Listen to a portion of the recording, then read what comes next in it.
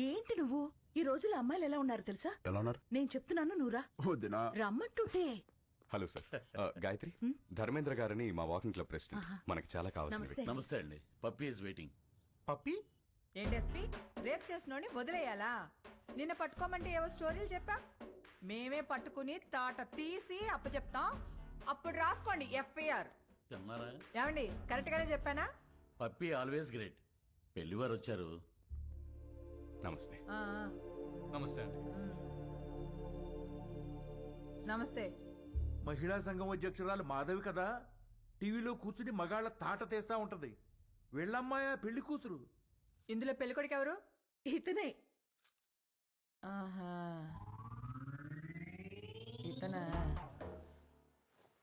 కూర్చోండి, పాపకు ఫోన్ చేస్తాను.